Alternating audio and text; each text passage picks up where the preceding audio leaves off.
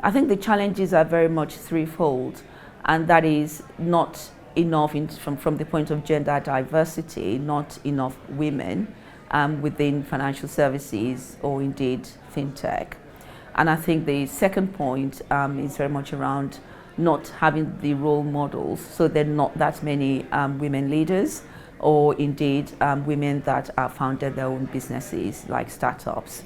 And finally, I think the third issue is to what extent do we have products and services that have been trained or built for women that takes into account the needs and opportunities that women may require.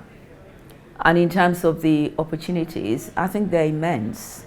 I think if you think about the fact that with financial services, with the way work is and work of the future, you find that you don't need to be glued to your desk. You find that a 9-to-5 job is no longer the norm. Yeah, women will always go and have families and look after their families.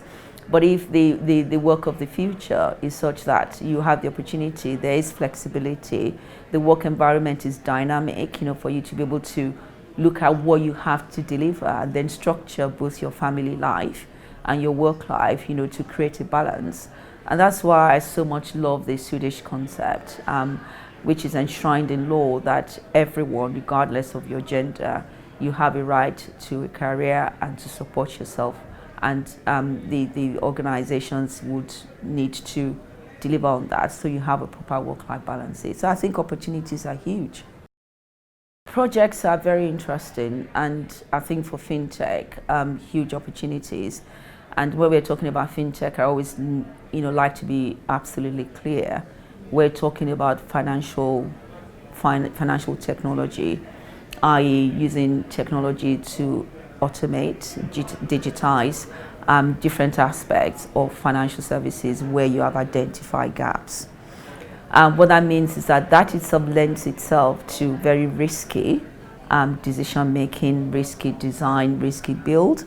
But at the same time, if you are looking to block gaps or create, you have to be very agile. So for me, I have come to learn and to be able to manage my aversion, which is I have to look at the risks in everything. I have to look at the legal regulatory requirement. So I have learned over time to sort of observe the 80-20 rule.